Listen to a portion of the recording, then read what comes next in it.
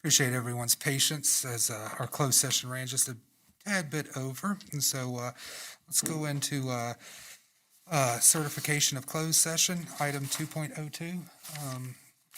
Mr. Linden, would you mind reading this out? Yes, Mr. Chairman, I move that the Roanoke County School Board come out of closed session for the following: to discuss ongoing personnel matters under investigation pursuant to the personnel exemption at 2.2-3711A1 of the Code of Virginia, and for consultation with legal counsel and briefings by staff members pertaining to actual or probable litigation, and consultation with legal counsel regarding specific legal matters requiring the provision of legal advice by such counsel pursuant to 2.2-3711A7 of the Code of Virginia.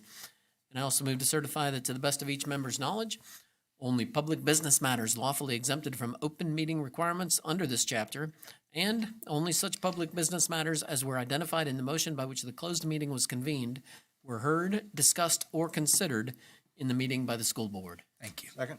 Madam Clerk? Mr. Weimer? Yes. Mr. Linden? Yes, ma'am. Mr. Greenway? Yes, ma'am. Mr. Ray? Yes, ma'am. Mr. Moran? Yes, ma'am. All right, we had no action from closed session. So if y'all could just welcome everyone to this board meeting. If y'all would join me in standing for the Pledge of Allegiance, I'd appreciate it. I pledge allegiance to the flag of the United States of America and to the republic for which it stands, one nation, under God, indivisible, with liberty and justice for all.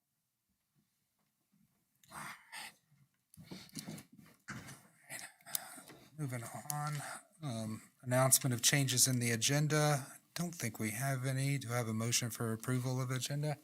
So moved. Second. All right, Madam Clerk? Mr. Weimer? Yes. Mr. Linden? Yes, ma'am. Mr. Greenway? Yes, ma'am. Mr. Ray? Yes, ma'am. Mr. Moran? Yes, ma'am. Okay. So moving on to the fun stuff, we've got some presentations and recognition. So we've got the recognition of the William Byrd High School Class 3A Swimming State Champion. So welcome, everybody. Come on up. This is the fun stuff. Let me get my. Good evening. My name is Krista Martin. I'm math teacher and head swim coach at William Byrd High School. I'm here with Marcy Cook, our assistant principal, and Jason Taylor, our athletic director. Hi, Dr. Nicely.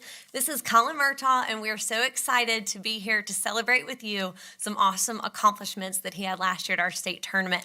Colin was a sophomore last year and had an impressive regular season. And then in February, it's been a little bit, we went to Richmond for state, and we felt really lucky and fortunate to be able to go participate in the postseason.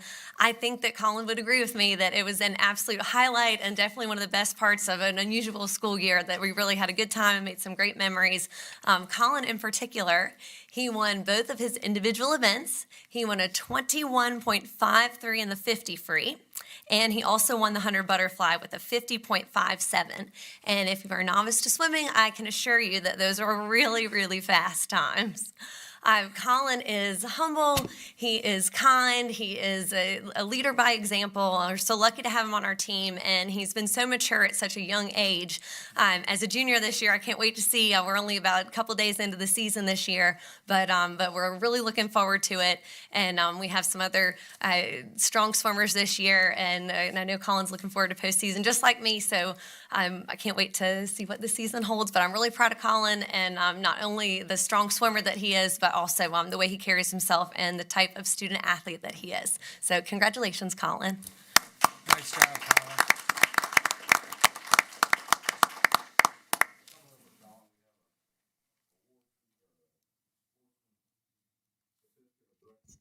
Let me get this straight. And we are so proud of you. I'm sorry it took us a little longer. I don't know if you've heard about this stuff called COVID. But we've had a little bit of a problem recognizing some of the folks that we're glad to have you in. As a sophomore, no less, he did this junior and senior season. Looking forward to great parents, by the way. Your dad does my taxes every year. If I could ask you to see if you could get him to do it for the lower. Get me more money back. Okay. Thank you. Let's get a picture.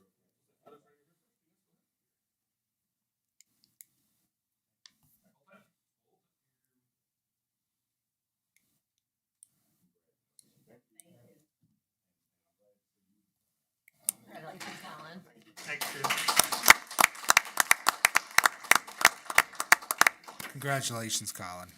All right. Item 5.02, we've got Mr. Lionberger, recognition of American Education Week. Double duty tonight. Sir, thank you, Mr. Chairman and board members. I think I've got that camera looking okay here. Yes, it's kind of doing single duty tonight, but every year at this time of year, we bring forward the resolution recognizing American Education Week.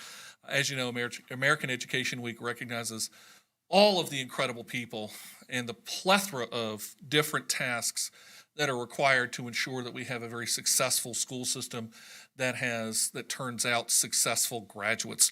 To do so, each year we recognize American Education Week with the following resolution. Whereas public schools are the backbone of our democracy, providing young people with the tools they need to maintain our nation's precious values of freedom, civility, and equality. And whereas by equipping young Americans with both practical skills and broader intellectual abilities, schools give them hope for and access to a productive future. And whereas education employees, be they substitute educators, who we know are very, very valuable these days, custodians, also valuable, teachers, essential, bus drivers, without a doubt, incredible people, librarians, all of these work tirelessly to serve our children and communities with care and professionalism. And whereas schools are community catalysts, bringing together adults and children, educators and volunteers, business leaders, and elected officials in a common enterprise. Now, therefore, be it resolved that the Roanoke County School Board does hereby recognize November 15th through 19th as the 100th observance of American Education Week. And Mr. Chairman, staff recommends approval of this resolution. Absolutely. So moved. Second. Madam Clerk. Mr. Weimer? Yes. Mr. Linden? Yes, ma'am. Mr. Greenway?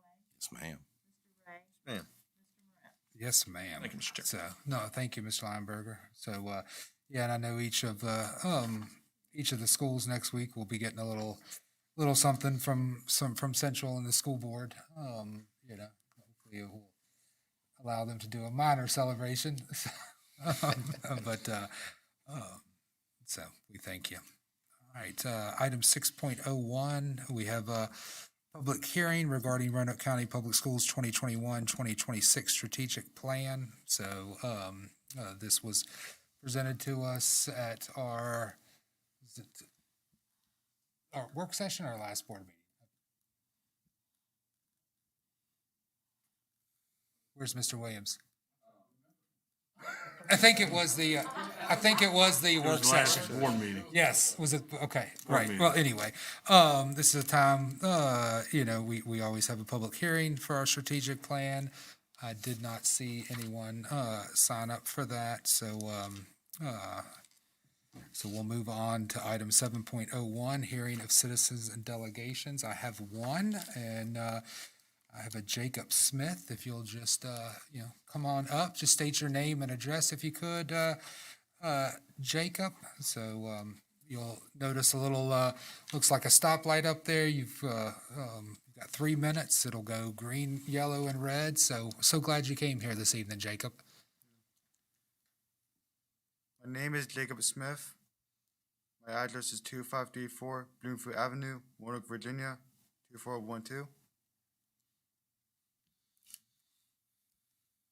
Hello, members of the board and Dr. Nicely. Hello, members of the board and Dr. Nicely. My name is Jacob Smith, and I'm attending this meeting tonight from a civics community project. I am an 8th grader at William Byrd Middle, and both of my parents work for Roanoke County Public Schools. My father works at Northside Middle as a laptop technician. My mother is an English teacher at Case Spring Middle. I wanted to speak tonight to honor my teachers and how hard they have been working during the pandemic. I also like to thank the board for keeping schools open and helping us get a great education. I appreciate Roanoke County Schools for ensuring that I have a great education. Thank you for allowing me to speak tonight. Have a good night. Well said. Thank you so much, Jacob. Appreciate you coming here. So Mr. can- Chairman, I know yes, sir. we don't normally, is it okay to say I think this is for a civics class. Yes, I think we can make an exception, don't you think? amazing that Okay. you can't, yes, thank you. Amazing that you came here. Thank you. And we really appreciate that you're here and that you're recognizing teachers who are amazing, staff, everybody. That was very nice of you to do. Thank you. You're welcome. Absolutely. So, Mr. Chairman, yes, sir. Jacob, it takes a lot of courage to come up and speak. And you did, and you spoke from your heart. And thank you so much for doing that. It means a lot to us. Thank you. So, and your parents, I can guarantee you that. So, How proud they must be. so, Thank you. you know, and you can take this back to your, Get a picture. The mother's back there. You want a picture?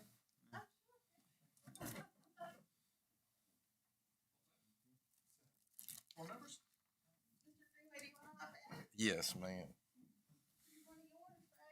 That's right. Absolutely. Hey, and how proud we are right now. Well, he has to have photographic proof that he.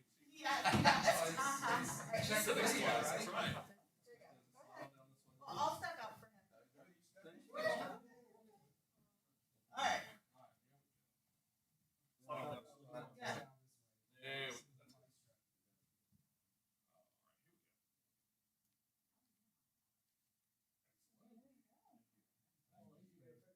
I know, right?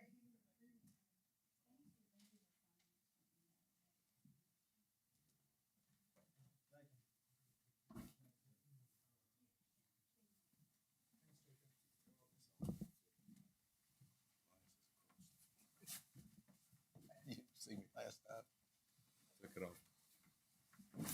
Glass was flying. all right. Next up, item 8.01, we have report by Student Advisory Council. And with us tonight, Ms. Rachel, welcome. How are you? Fantastic. Sorry, our usual leader isn't here today. She's sick with double pink eye, Ugh. so she's watching from home. But well, good evening, Mr. Chairman, members of the board, and Dr. Nicely. My name is Rachel Bafavani, and I am a senior this year at Cave Spring High School. The Student Advisory Council met November 3rd, 2021, where each representative gave their respective introductions. We then had special guests, Mr. Jones and Mrs. Howard DeVoy from Roanoke County Planning, that spoke to our committee about what new developments we would be enjoying throughout the county, as well as developments that would persuade us to return to Roanoke when we are older. We provided ideas for restaurants, activity centers, new ways of transportation, and building structures we'd like to see in Roanoke in the future. Overall, our committee loved giving input for upcoming ideas for the community. We then took a look at the SAC logo that will hopefully broadcast this year on shirts to spread the word about what our committee is and our objectives as well. Along with shirts, we would like to start an Instagram page to show what we are working on and show students who the respective representatives are at their schools. I want to thank Dr. Nicely for attending the meeting last week and interacting with our reps. And I'd like to thank you all for your continuous support of our Student Advisory Council and allowing the SAC the opportunity to vocalize our input. Thank you. Thank you, Rachel. Yeah.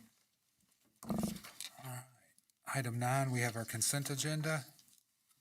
Chairman, move approval of item 9, consent agenda. Do I have a Second. All right, Madam Clerk? Mr. Weimer? Yes. Mr. Linden? Yes, ma'am. Mr. Greenway? Yes, ma'am. Mr. Ray? Yes, ma'am. Mr. Moret? Yes, ma'am. Item 10.01, we've got the June 30th, 2021 audit and year-end carryover appropriation request. Mrs. Susan Peterson?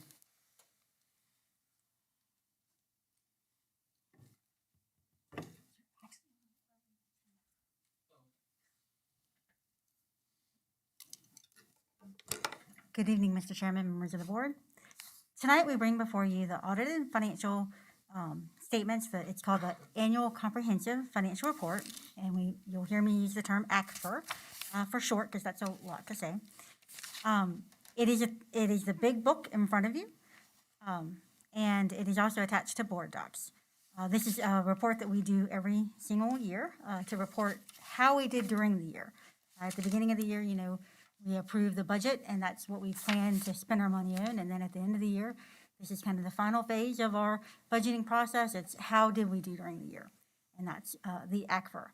There is a significant change in this year's financial report than from last year, and I've mentioned this to you previously. We did implement the new Government Accounting Standards Board Statement number 84, which required us to move the presentation of the student activity funds from a fiduciary fund reported in the back, where we only reported cash at the receipts, disbursements, and expenditures in total. That now has to be presented on the balance sheet, the statement of revenues, expenditures, and changes in fund balance as a special revenue fund. And so that was a big significant change in how we report. Typically, we would bring you a separate cash basis financial statement for our student activity funds. And that report, you will still have it. It is a supplementary information report in the big binder that you have. One big note, since they are now in the governmental funds, the school board writes checks to the schools to help them during the year, and then the schools actually collect parent payments on behalf of the school board. And so then they write checks to the school board because we have separate checking accounts. Those items are now reported as transfers. So when you look at those statements, you'll see transfers in and transfers out. And the majority of that between the general fund and the student activity fund represents payments back and forth with our schools. Another item that I typically bring to you at this point of the year is the annual school report.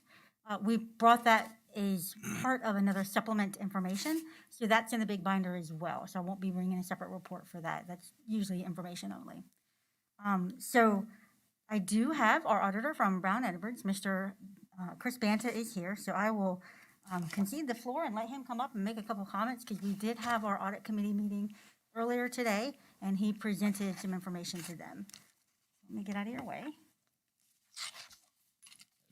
Thank you, Susan. Appreciate everyone's time. As Susan mentioned, we just had about a 45-minute meeting with your audit committee and went over the audit results at a pretty high level, but it was definitely more detailed than I planned to go over in this meeting. But what I like to emphasize is, please, if you have any questions tonight, tomorrow, in the upcoming weeks or months, always feel free to reach out and ask any questions that you may have on this document, because it is a pretty large document and may be hard to digest it during this meeting. Once again, thanks to Susan. This is a big process. We start talking to her probably April or May to start coordinating and planning the audit. As she also mentioned, we had a large standard this year with moving those activity funds into this document. That required communications between she and I, planning discussions start going as far back as February or March. So it's a long process. It does culminate tonight with this meeting, and I will go over some of the results at a pretty high level. But like I said, ask any questions you may have as I go through. First of all, the primary reason you engage us as external auditors is to give you an opinion on your financial statements. The financial statements are about the first 100 or so pages in that 260-page document. That includes your statement, your financial statements, and the notes. I'm happy to report that we have issued an unmodified, clean opinion on those financial statements. That's the highest level of assurance that we can give on a set of audited financial statements. So I want to commend Susan and her team, and also that entire document is prepared by your finance department and Susan. So I want to commend her on that. In addition, because you are a government entity, we have to perform the audit in accordance with government auditing standards. As part of those standards, we have to look at your procedures, your policies, your what we call internal controls on how you serve your students, pay your vendors, pay your employees, analyze those controls. And if we have what we call material weaknesses or problems that could lead to fraud or errors in this document, we have to report those to you. Happy to report that we are not reporting any material weaknesses once again this year. In addition, we're required to perform compliance testing through the Auditor of Public Accounts of the state of Virginia. They give us a compliance supplement that requires us to do certain tests that are sometimes non-financial in nature. If we had any findings under that testing, we'd have to report that to you tonight, and I'm happy to say no findings there. The third phase of your audit is what we call the federal single audit. You always receive a significant amount of federal funding. This year, you received a significant amount of COVID funding. Some of that was spent, some of that, and a significant amount of the ESSER funding and the CRF funding that came through the county was subject to that federal single audit. That audit is almost done. We will issue that as part of the county-wide audit 1 month from Saturday. But we do not anticipate having any findings in that right now. So, so a tentative, clean opinion as we would expect there. Finally, just to talk about some required communications with you as part of the performance of the audit. Happy to say that there were no disagreements with management, no audit adjustments, no other audit findings, no disagreements, no second consultations with other accountants, or anything that would constitute a difficulty that I should discuss with you in this setting and in the audit committee meeting. So once again, that's the results, pretty high level, but happy to entertain any questions you may have tonight or. Well, Chris, I appreciate it. Mike and I were in the audit committee meeting where you did give us a little bit more detailed, and, you know, I appreciate you not getting, you know, too much into CPA speak for us. You know, the good news is that, you know, Chris said that we're probably the most financially sound school system in the entire country. No, I didn't say that. Bottom line is we're in really good shape, and I think a lot of that has to do with, you know, the leadership of Susan and her staff. So appreciate all that. Mr. Ray? Or Yeah, Mr. Go ahead. And this may be a question more for Susan. Now that we've been made out to be the bad guys with the activity funds coming to the school board, are they consistent throughout each school, or does, like Booster Club funding and things like that, does Cave Spring charge $1 amount and Hidden Valley another and Northside another? Do we know, is that something that is set by each school? Does each school have? So the booster clubs are not a part of this audit. That's completely separate. They have their own federal identification number, and they are completely outside of this. What came into this audit, and please understand, we did not take control of anybody's finances. The bookkeepers are still maintaining checking accounts at the schools that the principals are still overseeing.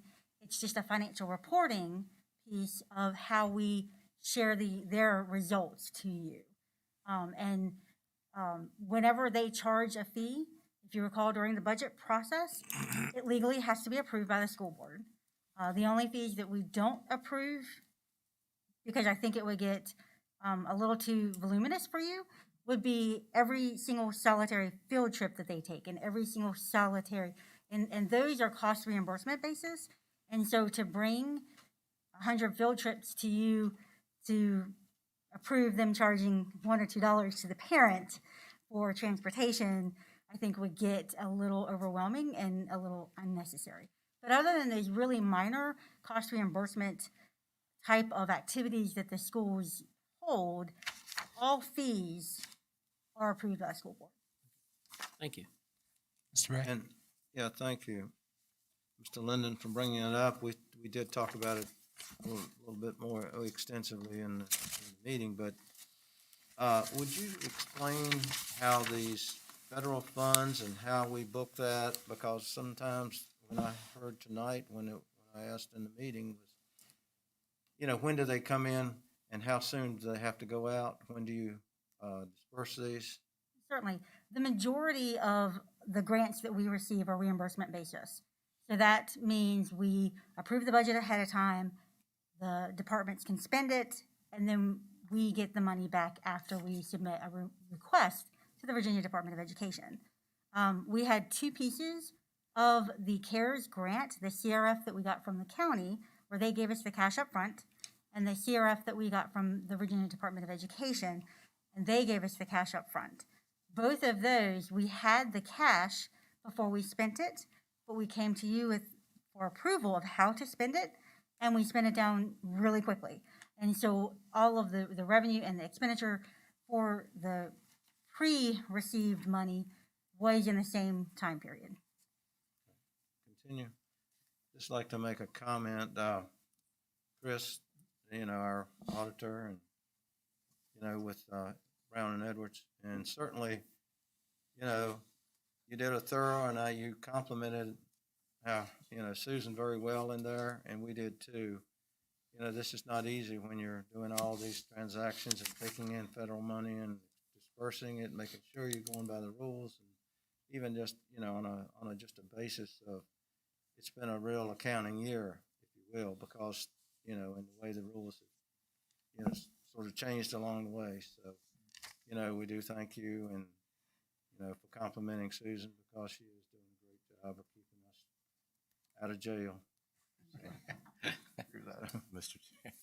Yes, sir. So I wanted to see if you could help with Pat and ask him to reduce my tax bill. I don't guess that's part of the. We can just audit. reduce taxes and increase your audit fee. Make it a wash if you want. Whichever way it goes, right? is that the same No. way inflation goes? No, One it's goes up key. and the other? Pat is a great guy. He does a wonderful job. I love Pat. All I want to add to this conversation is Miss Peterson hears us yak about this we need, that we need, why aren't we doing this?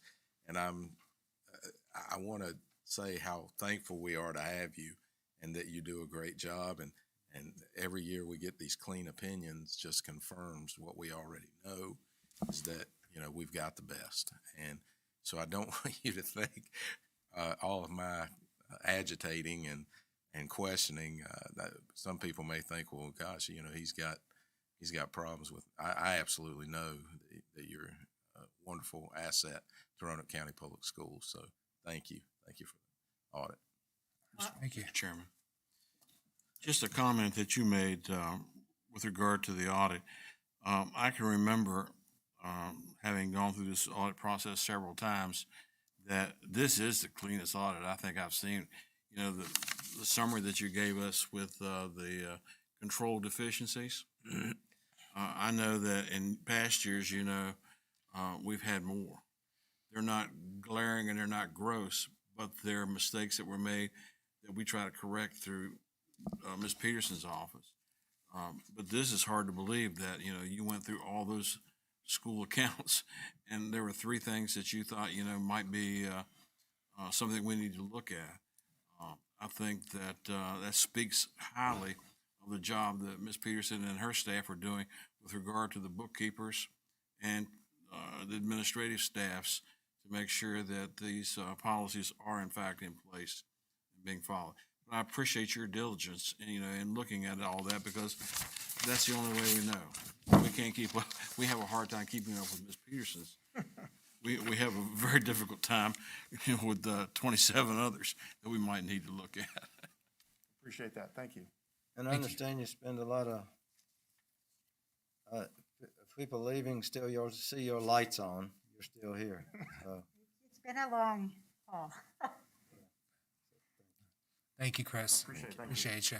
I would like to, well, thank you all for the great words. I do appreciate that. I have to send out a huge thank you to Mr. Banta and his team.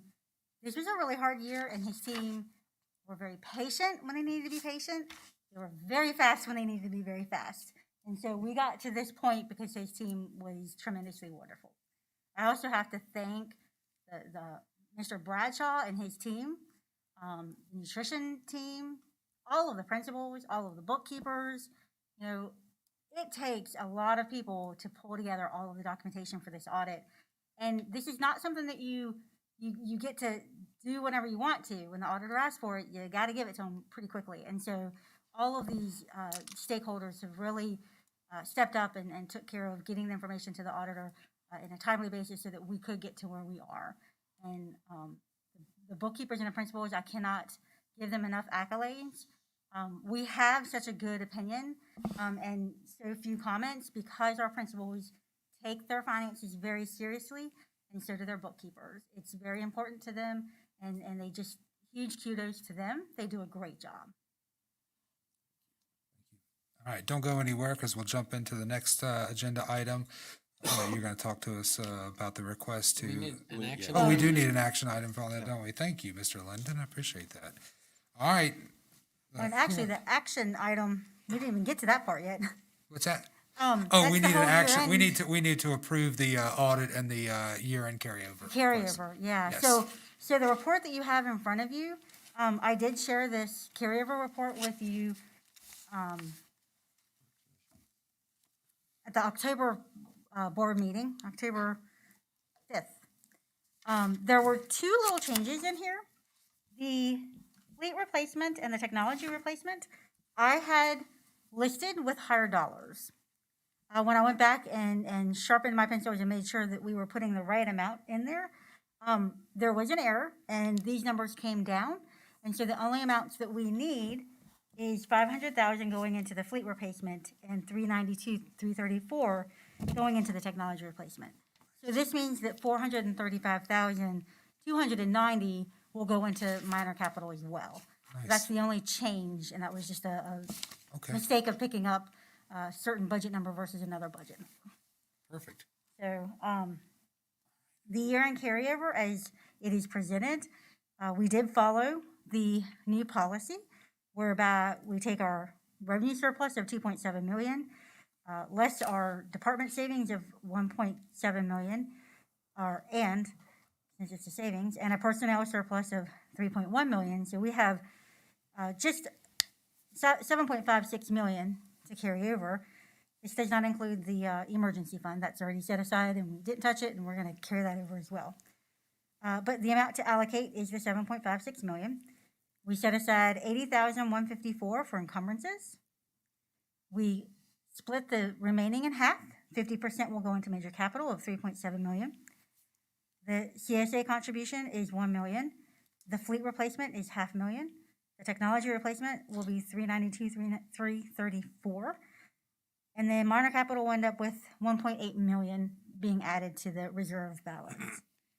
So this report is how I would recommend we allocate our year-end balance, and I will also need to present this to the Board of Supervisors on December 14th. They will approve it through an ordinance, just because they formalize this process, since technically we are supposed to return the funds back to them and we don't get to keep it. They want to have the formal ordinance that shows that they're doing the right thing and we're doing the right thing. So it's just a formal policy. They are going to, administration has agreed to waive the second reading. And so on December 15th, we'll have access to the funds. So that's my recommendation. So I take it that our attempts at getting the CSA waived and the amount of, because I'm sure that everybody got copied on that email. I mean, they wanted a novel of pretty much why we wanted it back, how we were, so I take it that got denied. They've not given us a response. Okay. They did ask for some information, which Ms. Peterson has provided as Okay. of last week or 2 weeks ago. So we'll be following up to make sure we get a response one way or the other. So they have the information. Yes, sir. And just for clarification, with this change, because this is the first year we're technically handing this $7.5 million back to the county. I mean, all we have is a good faith is, I guess, a handshake that they're going to return the 7.5 to us, right? I mean, there's no guarantee they'll return it all to us, correct? Well, by law, they never were. No, but exactly, You are but, correct. technically, we hand this over to them, there's no guarantee we're getting it back. Correct. Okay. What's the other million? Yes. So, I mean, because everybody is aware now that we physically are handing the Board of Supervisors our year-end surplus, and supposedly they're going to return it all back to us. We've never. You raise a good point. I'm not sure I understood that. So explain, is that a change is that part of that new policy? I honestly think that it's just a technicality that the attorney requested that they put in place. Because really, there's not going to be a lot of difference. We're going to book a budget entry when we typically do anyway. You feel like it's formality. That's my thought. Okay. I do think that the question being asked is that we should, within the next week or so, ask about that CSA money. How long does it take them to look that over and decide? I don't know. Yeah, okay. Could we, respectfully, could we go ahead and send a request over to ask them? Clear that up. Yeah, I mean, depending on when you sent them, I mean, it was 3 or 4 different, items that they wanted. I would think that if they've had that in their hands for at least a week, that's a fair enough time to consider our request. But you just gotta, I do have some concerns about, year-end carryovers going forward and everything. I mean, I think we could be under the microscope a little bit more about how we're spending funds. So, They've got us microscoped pretty well. So, yeah, I Chairman, agree. Mr. Wyman. yes, Mr. Wyman. Mr. Chairman, Ms. Peterson, if memory serves me correctly, when we've had surpluses in the past, those surpluses have gone to the county, The only year we actually on paper anyway. formally presented it to them and had them approve it was last year. But every other year, since their policies said that we would get to keep it and the ordinance were written so that we could keep it, we never did get the formal approval, if you will. Right, but if memory serves me correctly, I can't off the top of my head think of a time when they didn't, honor our end of year request. I cannot either. Times have changed, though. While it may not be codified, I think it's certainly historically significant that we've not had that kind of a situation in the past. But I agree with other board members that going forward, even though it's not codified, we need to make sure that the understanding is that, there's a reason for surplus, and, we may need that money, to do some things that we put off, so that there is a surplus. Mr. Ray? Just for clarification, I understood you to say that they would be doing it at the same meeting that you would be presenting? Yes, they have to have two readings of the ordinance. They'll have the first reading on the 14th, and then they're going to ask, administration has told me that they're going to ask to have them waive the second Waive reading. the second, and they'll still need a 3/4 majority, Correct, when they vote correct. before it won't go to the second. Okay. Thank you. So, do I have a motion on item 10.02? Make a motion to approve the June 30th, 2021 audit and year-end carryover appropriation request as submitted by Ms. Peterson. Okay. Second. Madam Clerk? Mr. Weimer? Yes. Mr. Linden? Yes, ma'am. Mr. Greenway? Yes, ma'am. Mr. Ray? Yes, ma'am. Mr. Moret? Yes, ma'am. All right. Next item, we're going to talk about the additional ARPA grant opportunities. All right, so if you recall, at the last meeting, I told you I would bring you 5 new ARPA opportunities. I'm actually bringing you 6. So to your point of it changes every day, we literally got notice within the past week that we could apply for a new CRRSA set-aside social and emotional learning grant of $100,000. And the grant was due tomorrow. And we found out about a week ago. We have since today found out that we do have until the 19th to hand the grant in, but we did want to bring it in with the rest of the grants that we have laid out for you. And so you have at your dais a piece of paper like this that is just the report. I've got it up in the screen, but it might be easier for you to hear. When you look at it at the top section, there are, I guess, 3 tan lines and 3 bluish lines. They agree with the darker colored, similar shading down below, and they are the summary of what we have brought forth to you to request in the applications. The ones in tan are the grants that have already been allocated by dollar amount, so we know how much to apply for. All of the ones in blue are competitive grants that equal about 100 billion, that 100 million, anyway, 100 million that the Virginia Department of Education has set aside and are now opening up competitive opportunities for us to apply for. And so with those, we don't have a limit of what we're going to apply for, so we really reach down into all of the requests that, we went back to the stakeholder request information that we pulled together in August, and we tried to make sure that if we had not already addressed it and it related to one of these grants, we could get it in the grant. So that's kind of a overview. So let's start with the first grant, and I apologize, the screen you're not really going to be able to see so well, so that's why it's good to have the piece of paper in front of you. The first one is the new $100,000 CRRSA, so that is the December 31st pot of money. So it's under ESSER 2. and they have set aside 100,000 for us to request. We have identified that probably 48,000 needs to go towards the programmatic changes that are coming down the pike from the Virginia Department of Education when it comes to social and emotional learning and our school counselors. So we set aside 48,000 to address those curriculum and other changes that we would need to address.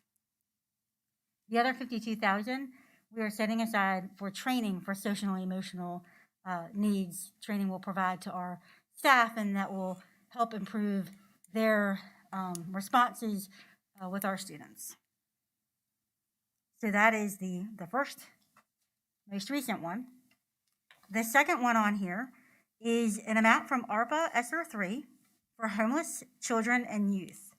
And we were allocated $32,928.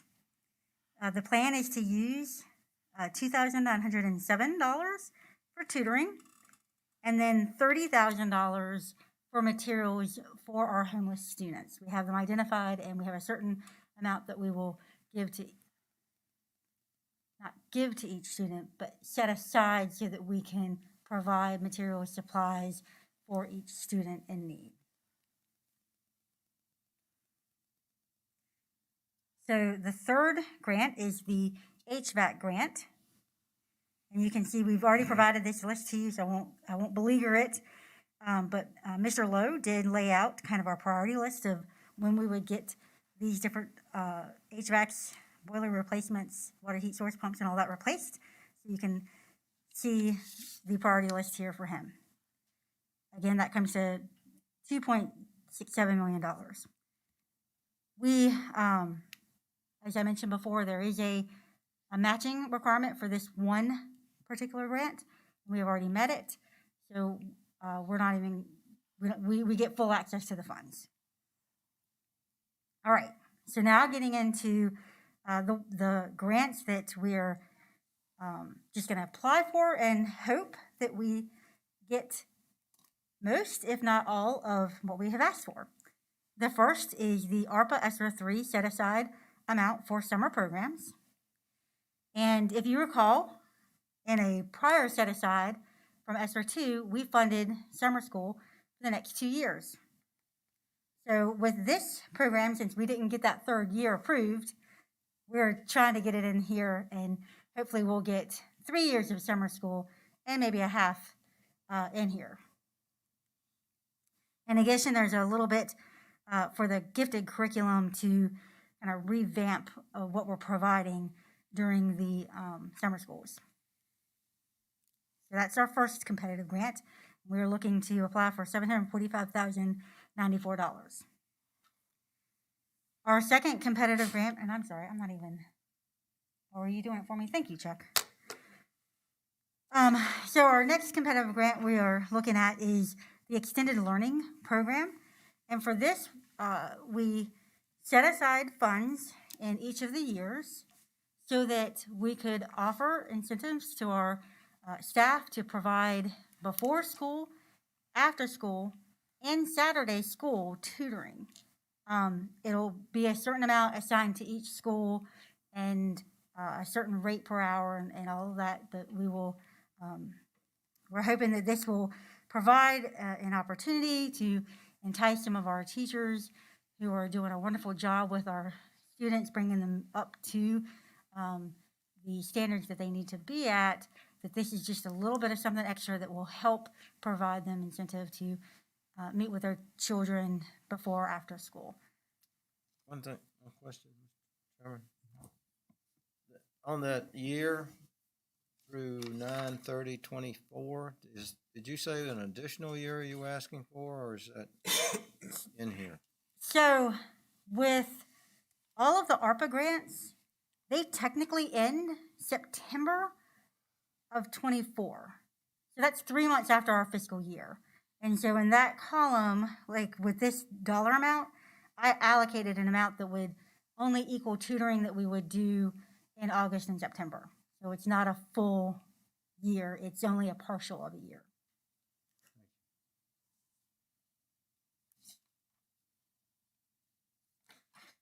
All right, so that's 5 of them. Let's get down to the last one. This is the big one, and we are asking for 12.1 million out of this one.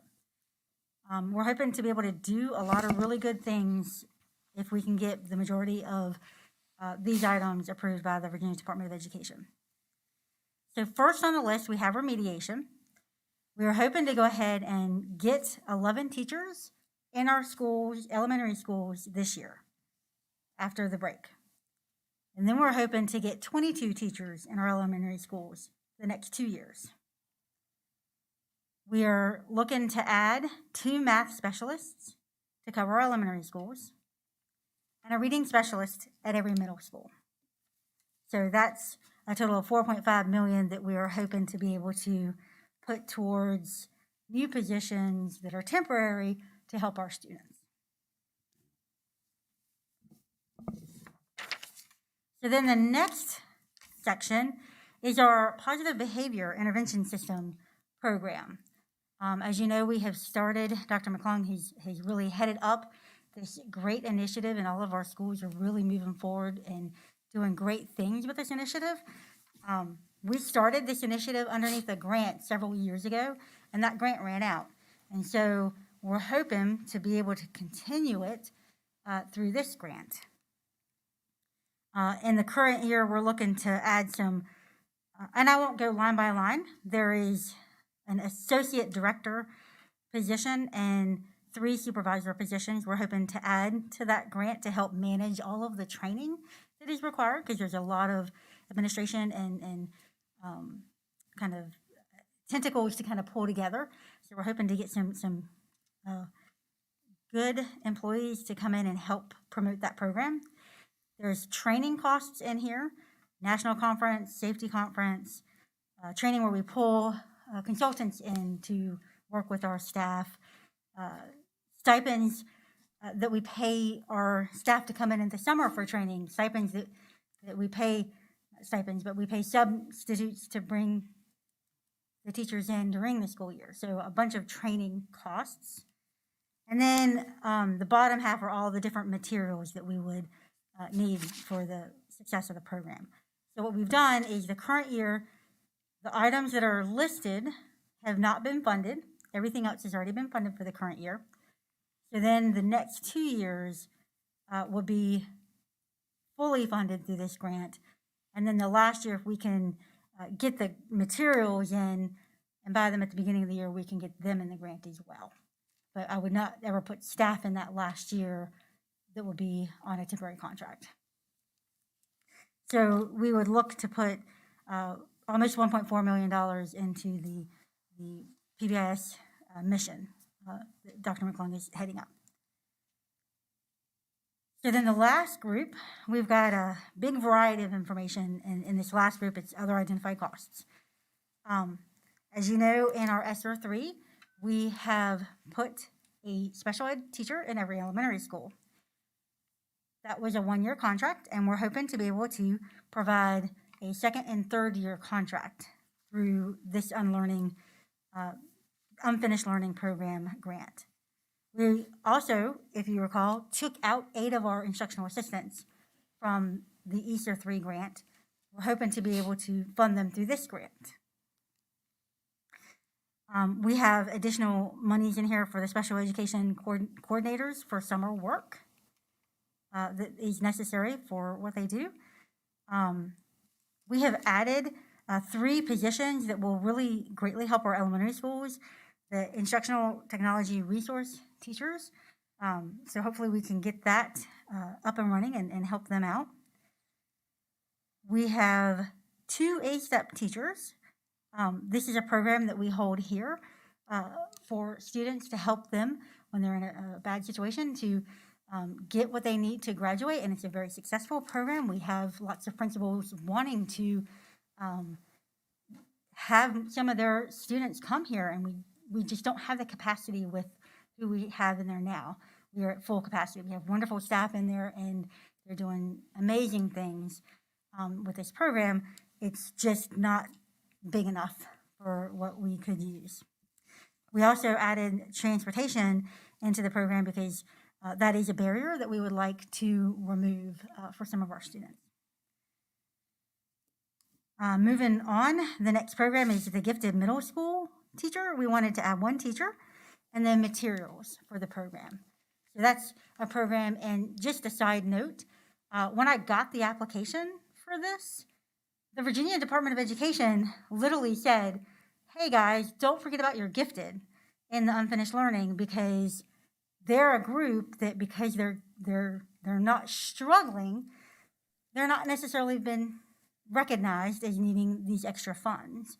But even the Virginia Department of Education is asking us to take a look and see, our gifted students have not been able to do as much as they would normally do too, right? And so this is a way that we can help that population. There's an administrative analyst in the Human Resources Department that we've put on the list, and this is merely due to the volume of substitutes and positions and licensures that the Human Resources Department is going through. They're in a backlog of getting some of the paperwork done, and it's just become, we've put so much money out there for substitutes and for, it's a good thing, but now it's made that department stressed, and so we're trying to help them out a little bit. Reading inventory is a program that we use in, I think, our middle and elementary schools, and then with the high schools, they would like to have that funded through this grant. We have an evidence-based instructional and assessment training program that we would like to fund through this grant, and this will help, again, with the students and ensuring that they're getting what they need. We have family life curriculum that we would like to redesign and build up. And the ELL parent liaison to help us just make sure we're doing what we should be doing and working with the students. We have interpreting costs in here as well. That's always a big need. Transportation to Career Quest was in here. Now, this was something that is typically in the budget. However, when we get a year behind, and we're a year behind, we don't have the transportation costs for the second grade that missed going the first year. So now we have, I think, 2 grades that haven't been able to go to it. So this would just be for those students that would have gone and missed their opportunity. And then we also added in here an amount for ISAP transportation to help remove the barriers for those students to get to to Burton Center so that they could get the credentials they need. So in total, that all ends up being 12.1 million. And we are asking for $17,751,134 to apply for all of that with the Virginia Department of Education. In your crystal ball, financial. I have no idea. How many, everybody in the state competing? Yes. So the summer program and the extended learning program, both of them each have $20 million that VDOE can hand out. The unfinished learning, VDOE has about $61 million to hand out. And when we have been on webinars with the VDOE, they did warn us that this process may take them a little while to get through, so we are not going to turn it in and have an answer right away, because they really want to go through and look at everything that the schools apply for. And they said, if they don't have $21 million in a grant, pretty much everyone's going to get what they want. But if they have requests that exceed their total allowance in that grant, then they're going to have to start going through and figuring out how to chunk away at pieces that may not necessarily fit what they think needs to be in the grant. So that was a long way to say I have no idea. Yeah, I got that. Thank you. Yes. So the last time we met over this, I know you thinking, please don't speak. But we had $11.5 million we were talking about. And I know you've got the presentation up here, we've got the presentation here. How does that 11, I mean, is that mixed into this, or is this is totally separate from This is that new amount? money. New money. Yes. So in total, we're looking at 17.7 million. Is the revenue up top what I'm? That's what we're looking to apply for, and brand new money that we do not have awarded to us through any COVID means. We're guaranteed that we'll get. That we're guaranteed. No, we're not No, guaranteed. no, I said we're not guaranteed to get the Oh, I was seven. gonna say, I That's didn't a know. grant. It's it's. She had, yeah, applying for yeah. Susan had to, give a detailed. This is how we would use the funds if approved for the grant. Right. So, a lot towards remediation, which is a good thing. I love that. Absolutely. Love that. And so I guess this is something you just, when you hear about it, you come back to us and. Yes, when I get a response back, if it's anything less than the total amount, I will come back and we'll bring recommendations of what we need to leave in there. What's scary is even all this money, it's starting to make sense what you're doing when you come in here. So, She's our financial director. I know it. 5.5 years later. Yeah, well, it take a little bit, but I mean, just can't believe the amounts of money that, I know. Could be available. yeah. So, Well, I'm glad they go after it too. I mean, she doesn't sit Absolutely. and wait, so that's good. right, absolutely. All right. Thank you, Susan. You know, I would say this, Ms. Peterson, you and the staff, when you put together, the grants from the meetings that you had with the parents and the staff and the teachers and principals and so forth, you've hit the nail on the head. When you look at these programs, special education, elementary instructional technology, reading assessments at the high school, putting reading teachers in the middle school, these are all things that are necessary if we're going to continue to meet the needs of students. Students are going to be promoted. They're not going to stay at a grade level. So the resources and the support have to follow them. And I think that this plan does just that. It extends these services from elementary, middle to middle and high. And there are students that will definitely need the services. And I'll leave it at that. And I would like to extend a huge, grateful thank you to the superintendent's cabinet for helping me pull all this together. 'Cause I'm not the person. I've always said this. I don't know if I've ever publicly told you guys. I'm not the person that decides what to go after. I'm just the person that pulls together what everybody else tells me, right? And so it's not. I may recommend it's better to go after this grant and put this over here, where to put the money.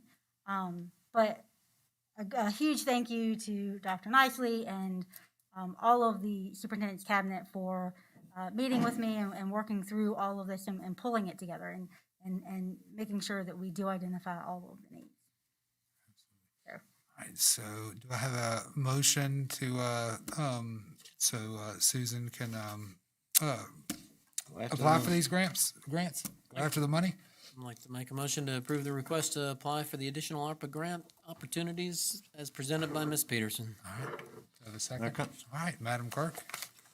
Mr. Weimer, Yes. Mr. Linden, Yes, ma'am. Mr. Greenway, Yes, ma'am. Mr. Ray, Yes, ma'am. Yes, ma'am. Thank you. Thank you.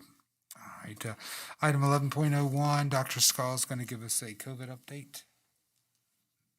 Welcome. Good evening, Mr. Chairman, members of the board, and Dr. Nicely. COVID update. So unfortunately, not a lot has changed. I was hopeful we would be in substantial, below high into substantial this time, but we're not quite there. So let's take a look at our daily numbers. As of today, you can see this is Roanoke County numbers from August to the current day. We're kind of getting back to where we were when we started school. And transmission levels for last week, you can see we're still in high. However, still hoping, we're pretty close. I don't know if you can see in the top right corner, it says % of positivity. That's of COVID tested, we're at 9.4, which is really good. It's the first time we've been in the nines.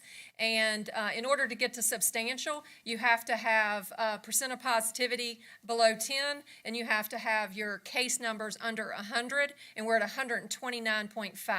So we are definitely getting closer. If we can get that case number down under 100, we will drop to substantial. What you're saying is it's almost impossible. It's a stretch. Yeah. It takes some time. You can see here with the new cases per 100,000 for last week, we are obviously still trending down. The red line's high and the orange line is substantial, so we still have a ways to go to get below that red line. This one's I wanted to show you because it's a little bit new. The percent of positivity, I said we're at 9.4, which is good. If you notice that we are in substantial in that category. So at least one of the two numbers have finally dropped into substantial. Positive cases by school. If you look at this one, you have last week on the left and this week on the right. And this is the number of positive cases. You can see we did have a little bit of a spike this past week. A lot of our nurses reported they think a lot of it was due to Halloween festivities by the contact tracing from what they were finding. So typically when we do have some kind of festivity, the numbers do go up a week and a half, 2 weeks later. So we're thinking maybe that's what was happening there with that increase. And you can see here, this is the positive cases by date for all schools. On the left, you have October, and on the right, you have November. Still showing very similar, just a little spike there for us there in November. And then this one is in-school exposures, still fairly low. We are down to pretty low numbers. We're averaging about 15 staff members who are out on quarantine, and we finally dropped under 200 for the first time for student quarantines. So on this one, if you look, this is October and November, our quarantine numbers are certainly coming down. So all of this, they're all good signs. We're just not quite where we need to be to start considering lifting some potential mitigation strategies and opening things up more, but we are certainly heading that direction. And then just another reminder, the Community Vaccination Center is the location that the health department is providing vaccinations for anyone who wants a vaccination. So, 5 through 11, teenagers, staff who want vaccinations or boosters can all go to this community vaccination site. It's at the Valley View Mall Sears building, and they are now accepting walk-ins. So you can either get an appointment or walk in. So that's the current site for the Valley. So that's all I have. Any questions about COVID update? Just a comment. So the one that Angela sends us every day, there's less than 20 quarantine now from staff, and less than, I can't remember. It's right around 200. Right around 200, maybe a little less or a little Students. more. Students. So it's the best. We've had these reports now for 3 or 4 weeks, not 3 or 4 weeks, a couple weeks, I guess, of, around 20 staff. And so it's darn near impossible to hit those numbers, but, we're doing very well. I don't know how else to say it. Be nice. We're doing very well. Yeah. So We haven't had any classrooms closed in quite a while, knock on wood. No athletic activities have been halted. So you can definitely see the impact that the numbers are dropping. You can see the impact across the division. we don't see it up there. No, it takes a while for those numbers to drop. Thank you. Thank you. All right. All right, next item, report by Roanoke. Dr. Nicely, your turn. Thank you, Mr. Chairman, members of the board. First of all, I just want to give a thank you to Dr. Stegall for bringing those reports every week. She's, of course, for the last 18 months been doing her normal responsibilities in the administrative office, as well as leading this effort, and it's quite a task, and I appreciate the work that she's done with that. We had the State of the County event this past week, and the reason I want to mention that is because we really appreciate, first of all, the emphasis that the school board, but also on the county side, put on the importance of education in Roanoke County. I think we heard that from both that chairman who spoke, and also a special emphasis on the needs of our Burton Center and the work that's been done there by the Citizens Advisory Committee. So we're very hopeful for that project to continue moving forward and gain support from our business community in Roanoke County to support the needs of building a new Burton Center. We have reached out to our counterparts in other school divisions just to talk about any joint efforts we could possibly do. And we're actually hosting on Monday a tour by some staff and the superintendent from Roanoke City to look at the Burton Center as well. So just appreciate their willingness to come see it. I want to give express appreciation for Rachel and her report from the SAC. I'm just amazed that I really appreciate the Roanoke County planning team, first of all, in valuing student opinion and input about what's happening in the Valley and different things that could be done. And the SAC students, of course, do a wonderful job with that. Thank you to Ms. Schleicher Maloney for your continued sponsorship and doing a great job with that. Today, of course, is Veterans Day, so we give a shout out and thank you to all of our veterans and everybody who served in the military. And I always get in trouble when I try to name people, but I'm going to do it anyway because we actually, that I can think of, at least have 4 folks just here in this building who are veterans of our armed forces, and those are Greg Sutphen, Chris Lowe, Terry Hartley, and Jim Bradshaw. So just thank you to them, as well as all of the folks who have served in the military. Good news on the substitute teacher front. So thank you to the board for helping us take some positive steps to solving that problem. We will not hit this every day, but yesterday we were actually at 100% fill rate for the first time all year. So just want to give some good news on that front. Finally, I want to embarrass Rachel Bafubani over there one more time, who gave our report from the SAC, because she and Dr. McClung and maybe some others actually represented Roanoke County just recently in the National PBIS Conference. And Dr. McClung, just tell us quickly about that. So every year, Right here. every year, the National PBIS Forum Conference is hosted in October. And Rachel has played a critical role in this. She was actually part of not only the national forum, but she was part of their keynote presentation this year. And she did an exceptional job, and she represented Cave Spring High School really well. And we actually had Brennan Metz, who is normally here videoing. He represented Hidden Valley High School, and both were part of the keynote address. They did an exceptional job, and not only is this a conference that was recognized in every state, it also, I think they said they had 13 countries represented that were able to hear from Rachel. So I do have a link if you're interested. I'll be happy to send it to you so you can hear from her yourself. But she's very, very involved with student voice and with leadership in the school. I've seen her resume, and I can't tell you how impressive it is. So thank you, Rachel, for all you do. All right.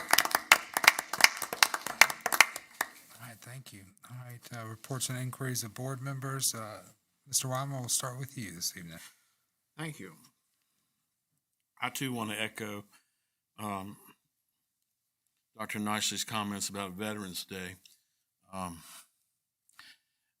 11th hour shall always be burned in our memories. My parents, grandparents all served in the military.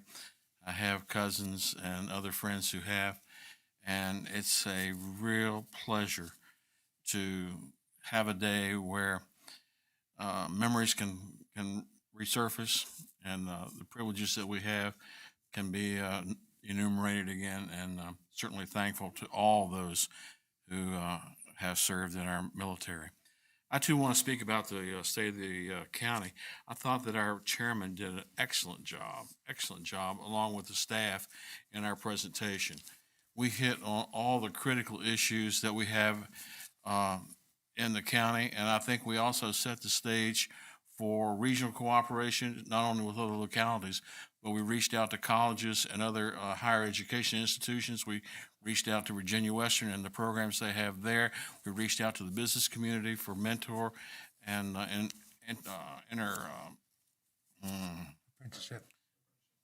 apprentice programs. You know, we hit all of the buttons, and I'm glad that we did, because in a meeting like that, people hear it, and if they hear it often enough and with the same kind of seriousness, I think it will make a difference. With regard to that, today I was reading in the VSBA that the governor granted $1.5 million in grants to 7 school divisions to implement career and technical education programs to prepare students for high-wage, in-demand careers.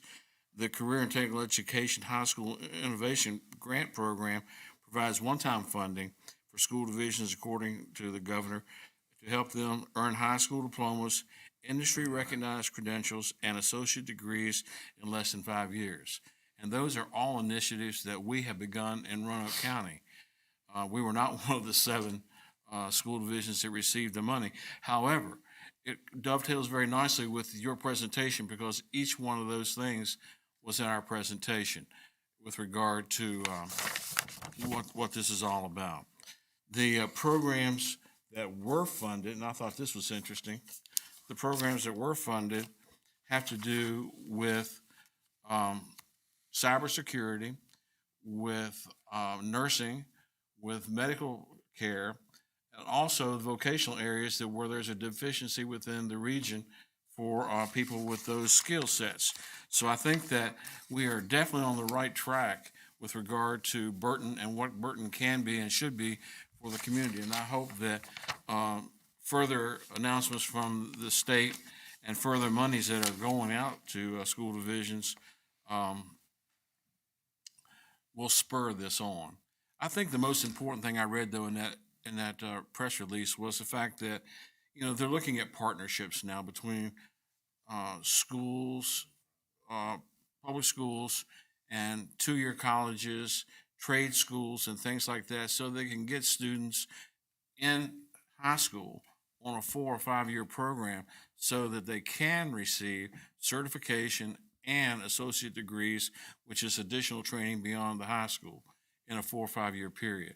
And especially when that's done with money that the states are paying, you know, these students for the additional training as well as the internships and so forth. So I think that, again, I go back to the comment. I think we hit the right thing, and the governor is simply supporting us in that. There were some legislators at the State of the County address, and I hope that before the end of the month that the school division reaches out to other legislators and get them into the school division.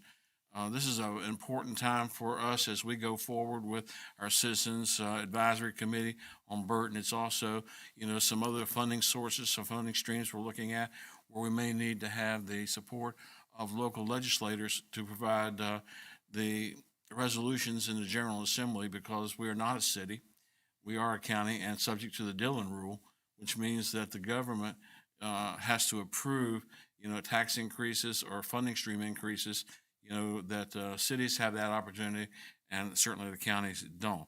So I would encourage the staff to reach out, and even if we don't get it done this month, we need to do it as soon as possible while everybody is kind of leaning in that direction, looking in that direction to help.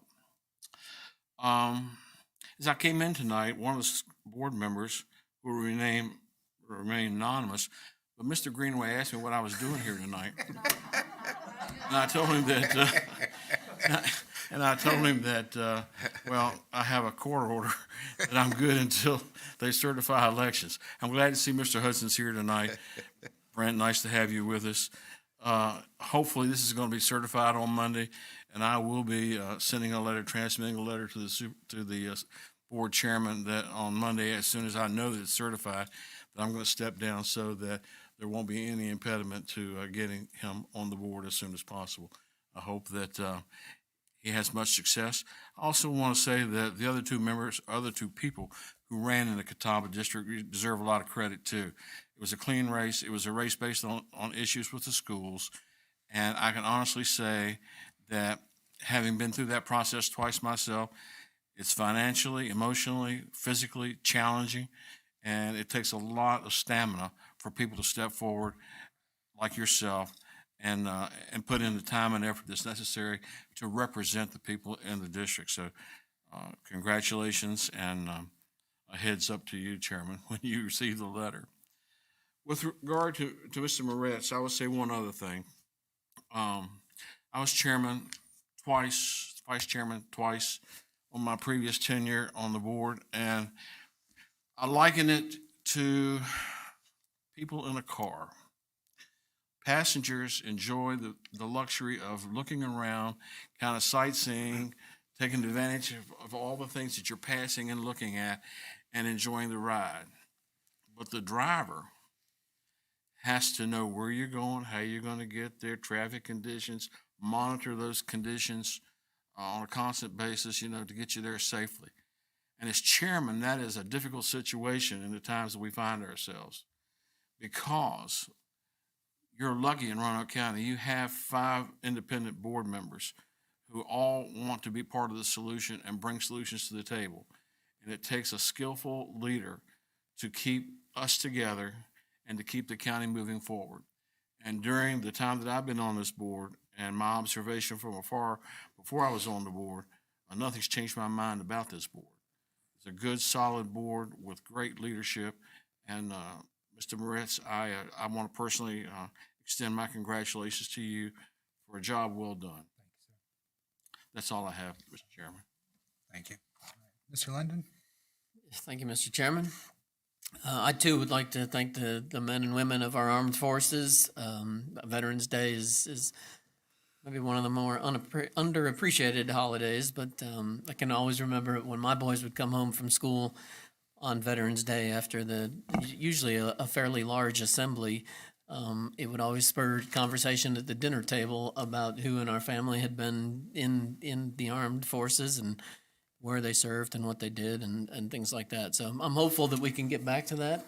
I know COVID has kind of put a damper on getting the veterans into school on Veterans Day, but hopefully we can get them back in next year, because I think it's so important for those children to see the veterans that served and to understand what they did for our country. So had an opportunity to go to Richmond last Saturday to watch the competition cheer state championships, and want to just congratulate Northside, Glenver, and Cave Spring for all getting to the state championship there last week.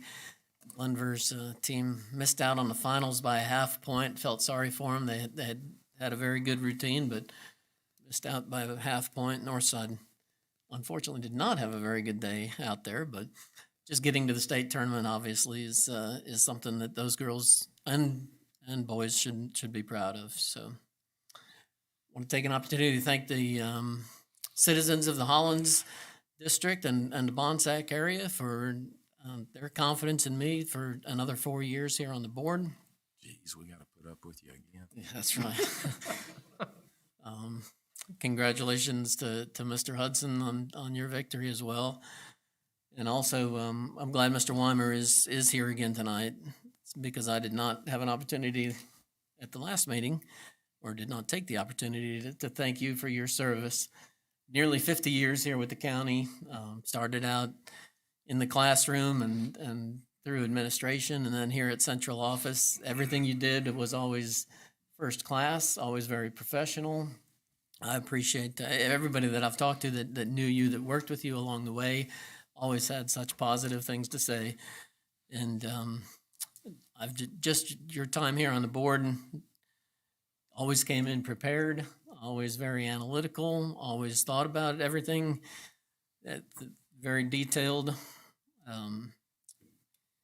You shared your opinions very eloquently, and what I really appreciate is that you didn't try to force your opinions on the other board members. If we didn't agree on things, you shared your thoughts, and it's a job well done. We will miss you on this board, and hopefully you will still find a way to be involved some way with the schools.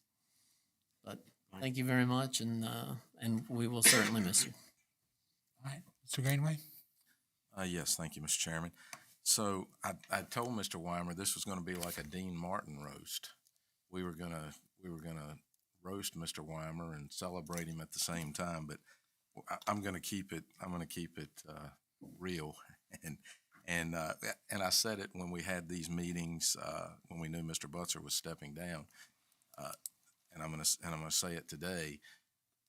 I knew you were the right person for that position of not running then, and I knew that now. And as Mr. Linden said, you're just a class act. We may not land on the same side of the issue sometimes, but you're respectful.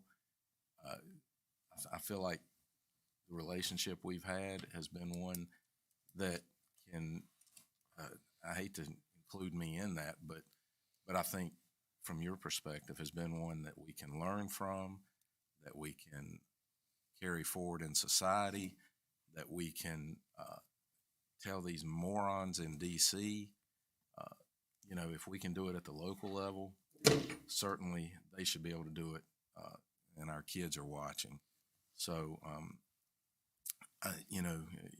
you represent Alva District well, and I am proud to have had this time to come back around and serve with you. Thank you for doing what you've done. And thank Miss Weimer, because she's the one that's really had to endure. I'm sure if it's, you try not to take this home, you try not to discuss, but it's just a natural part of, you want what's best for these kids and Roanoke County, and so you do kind of wear it sometimes. So thank you for all you've done. Thank you. Mr. Hudson, I would like to thank you for running, and the other candidates for running. I think we're happy to have you come aboard as well, and welcome tonight. Hopefully, you'll get a little taste of what's going to be in the future. Glad you're here. Real quick, I'm glad nobody spoke on this issue tonight. We had a little incident in the Benton District on dress code and a shirt that was worn probably on my side of the street, so to speak, politically. But somewhere along the lines, we have to start using respect, decency. We have to expect the same on any side of any issue that we come in touch with. Anytime and this is just going to be my position, nobody's asked me, but I'm going to tell you either way. Anytime a student would wear an article of clothing to a school and the implication of is such that there's a four-letter word or the implication of that, it's just not appropriate. It's just not. And so don't get excited if your child is asked not to wear that. I don't care personally, and I know I'm only one of the five, but I don't care personally if legally we can't ask you to wear something that's offensive with those type words. It is offensive. It doesn't matter what the situation is or what you're talking about. It should not be worn in our schools. And I personally will always side with the fact that it shouldn't be there and we shouldn't wear it. So let's hopefully have a little more respect for each other. Again, even going a step further and saying about the president, it's not somebody I particularly voted for, but you know what? He's our president. We need to respect the position, respect the person, and wish the best of whoever's in that spot. I'm glad nobody spoke about it, but it would have been a dead issue with me either way. Next, and I feel like I'm Mr. Ray or Mr. Weimer tonight. Is your red light come on? Yeah, my red light hadn't got on yet. I want to say this to Don and Christy. I know you want to still be a part of the process, but you're stirring things up without knowing the full facts. Your intrusion with a couple or a few folks is disappointing. I hope you get some resolution and a hobby. It's time to move on and let Roanoke County Schools thrive as it has in the past, and it will in the future. It's time to move on. But let's get over yourself and move on. Got a question, Dr. Nicely, on our our worker comp policy. I understand that if and maybe I don't know, is Jim Bradshaw here? If one of our workers gets hurt, what's that? Oh, you're looking into, okay, so okay, yes, ma'am, Ms. Peterson. Okay, so the first 7 days, one of our workers get hurt, that is not covered by short-term workers' comp or anything. Their own time for the first 7 days. And so our policy mimics law, and they need to use their own sick leave or their own personal leave. What if they don't have, they don't have it? Right.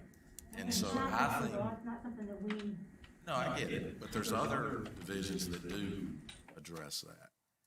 And for our people that are without, it does bother me a bit that we don't have a mechanism in place. It can't be a huge amount of money that we'd be looking at either to take care of we want to keep these people. We want to do what's right by them. So I think we just need to look at that. Okay, thank you. State of the county, I echo Mr. Weimer's words, and I sent the message to Mr. Moretz. Excellent speech. Thank you. It was well done. It was well documented. We hit the highlights. We had a joint meeting where we asked the board to agree to a 1%, to ask for a 1% increase in the sales tax, like other counties did, passed. Danville overwhelmingly, I think, and then lost by 23 votes in Pennsylvania County. They're asking for a recount, close enough that I think if people understood that, it would have passed. I'm not sure, maybe that's a lesson for us to make sure we try to educate and get the message out there. But every board of supervisor has said they're in agreement for the 1% increase in sales tax. They're willing to push for that, right? So I'm hoping we stay on track. It's going to be a new makeup of a board, but there's 3 of us still here, and I haven't heard any of the 3 say they're going to back off of that. So, and then the other 2, we'll talk about that as we go forward. But to me, we need to keep the gas down, and let's get this done.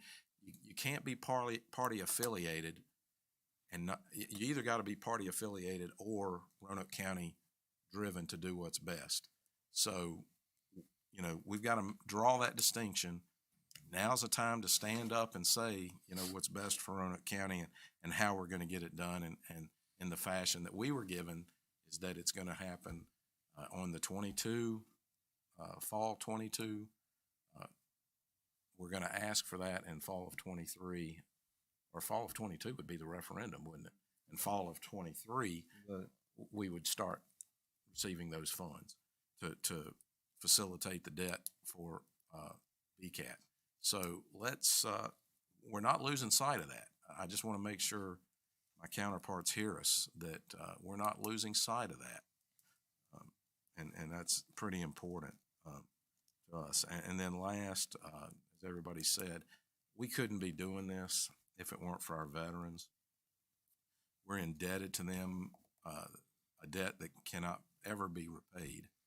But we have the ability to have this discourse and the agreements and everything that goes with that because of our veterans. So I know I've acted like Mr. Ray and Mr. Weimer here on this long, but it needs to be said on all these fronts. Thank you all. Thank you. Thank you, Mr. That's right. Thank you. I didn't know. Wow. Anybody need to go to the Do restroom? we need to take a break? I will be shorter. Oh, yeah. I'll try. I'll set the timer. No. I'd like the reference that Mr. Weimer referenced about these reports that we get. We get daily reports from the Virginia State Board, that publish reports statewide of news articles that are in the paper, and it really gives you a picture of what else is happening. We've been in there for recognitions and different things, but that was what, you know, he was referencing, and we do get those every day, so that is good. Brent, good to see you here, getting your feet wet, and I know that you'll be a very you will represent Catawba very well, and you'll really be contributing to our board greatly. Your background of SRO, you know, I talked to Brent the other day, and when he takes his child to two children to Fort Lewis, he checks the doors to make sure they're locked. I mean, you know, just as a safety, that's his mind for safety in the schools, and I admire that in your character so much. So, thank you, Brent, for what you do now and what you'll be doing in the future. Mr. Linden, thank you for not stealing my thunder, but congratulations to all of our Roanoke County schools that went to participate in the cheer this past weekend at the Stiegel Center in Richmond. And actually, my grandson was in. We were having a birthday party and a lot of things, and Mr. Linden was he called me and said, "Do you want to go?" And I said, I'm going to my grandson to Chuck E. Cheese. So I was probably better off going to but he did send me a video, and K-Spring, we're the champs this year. And I certainly will have them at a future board meeting to recognize them. The last year that I went, it was at William Fleming here in Roanoke, and they came in second. And I tell you, that half a point could be a finger move or anything. I mean, it's just that technical, these folks are, and it's just amazing to watch it. And, you know, not being a professional, they look perfect, you know, but if they do one little thing out of there, you know, it counts against, and a half a point. That's how technical these things are. Veterans Day, yes, we thank our veterans. You know, we'll always remember this. I think, if I remember my history correctly, it was Armistice Day, and then President Eisenhower made it a permanent holiday made it Veterans Day for all the veterans. So it wasn't just for the Armistice Day. So we thank that.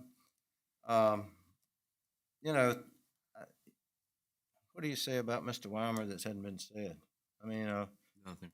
I've learned from this gentleman over here greatly, and I know that we all have. He brought so much knowledge in the schools back to this board and taught us things that we may not know. And he's not only a friend, but he's you know, he doesn't know that I had to call Janice to get permission. But anyway, no, not really. But I'm sure that Janice was the one that said, "Hey, you can go ahead and do it temporarily." So we thank Janice. Thank you if you're watching. Thank you, Mr. Weimer, for your service. Thank you, Mike. Mr. Grimes, if you could give me an update, not now, but after the meeting, on the hole in the track at the middle school. It's about 3 or 4 feet long, wide, so we'll do that afterwards, so we won't take any more time tonight. Anyway, you know, we got another meeting with the chairman here, but his comments at the State of the County address were just on target. I mean, every part was really hitting what we needed to have the citizens of Roanoke County know and understand of how important our education is, and these students, and for their workforce development. And, you know, I think Mr. Greenway said it best, you know, we need those funds. We need these we're turning away students, as I said, you know, as our chairman said at the meeting, we can't even handle all the students that want to go. and I think we turn away 100, is that correct? Is that right? 200. 200. 200 that want to be in these programs. So we've got to get these funds so we can move forward. And I think we're on target. We've got a good committee. And I think we just need the support of you, the citizens out there, to also help us to get these funds that we need to get this started. So I'm trying not to be long. Okay. That's it. Thank All you. right, perfect. Well, I thank you. tried to be Mr. under Mr. Greenway. Well, appreciate it. And I said something at our last, I gave my thanks to Mr. Weimer at our last board meeting, so I'm not going to embarrass him too long. I hope he knows by now the way I feel about him, how much I respect him, and all that he's done for Roanoke County Public Schools over the years. So I think a lot of you appreciate you. Thank you. Yeah, I'll start off, just heads up, Hidden Valley varsity volleyball, it will be starting their state run on Saturday, so they'll be playing in the quarterfinals. So fingers crossed. Wish those ladies the best of luck. I'd be a fool not to recognize our veterans as well. So just so that I can make sure I get some family members' names on the record, for forever here. So I want to thank my father, Floyd Moretz, Army veteran, my father-in-law, Steve Sine, Coast Guard, my maternal grandfather, Robert Smith, served in World War II. Unfortunately, just passed away about 12 months ago. So, and then my paternal grandfather, coolest name ever, Cicero Moretz, was in the Army and in World War II as well. And we always think about. I think all of us can sit here and think about, a veteran that means a lot to us, and then a teacher that means a lot to us as well. I mean, I'm sure one teacher might pop into all of our minds, that meant a lot to us. And for me, it was my 11th grade history teacher, Mr. Welch at Northside High School. He was retired from the Air Force, in his, I guess it was mid 40s, late 40s, and started a second career as a teacher. And it's funny what you remember, and it's because of him. He was adamant that everyone knew the dates of all the wars that we were involved in, so Civil War, 1861, 1865, World War I, 1917, 1919, World War II, 41 to 45, Korean War, 50 to 53, Vietnam, 64 to 74. This is what I remember from Mr. Welch, and and he'd come one day every year. He'd come and teach in his flight uniform. And that's a good segue to American Education Week and everything that our teachers do for us and mean to us. And honestly, what they've had to put up with over the last 18 months, not only from COVID, but quite honestly, from the media, from certain parents. They are the bedrock. And our staff is the bedrock of our schools. And, it's no secret that, it's getting harder and harder to retain high quality teachers. Over the last 15 years, the number of colleges reporting, undergraduates going into education is down 40%. Where are these teachers going to come from in the future? I don't know about, some of the people out there my age, maybe a little bit older. When we were in school, and, the few times that I did get in trouble at school, and my teacher called my parents never questioned the teacher. But you ask, you teachers these days, and, being married to a teacher and now an administrator, the links, our educators need to be put up on a pedestal. And I know it's just a week and there's Teacher Appreciation Day, and, sometimes, our words can fall flat, and, but, please know, teachers in Roanoke County, how much you mean to me, how much I thank you for what you do for our students. I love you all. So follow up on Mr. Greenway's point about the Board of Supervisors. We were all in that meeting where they, all stated that they supported a 1%, up to a 1% sales and tax increase. We may not need 1%, for the good of the group. 1% will produce about $6 million a year, which would allow the county to borrow, it would cover debt service for $100 million. I have heard some rumors that, some people may be waffling on that. And, I hope that they can stand up for that and not be under the political pressure of their party to not, accept a modest tax increase, because where else is the money going to come from? I mean, we're looking at all options. I mean, solar options, things of that nature. But, solar's not going to foot 100% of the bill, and the money's got to come from somewhere when we have schools, specifically, Cundiff and Glen Cove, that need to be replaced yesterday. So, yes. That's all I got. Meeting adjourned. Thank you all so much.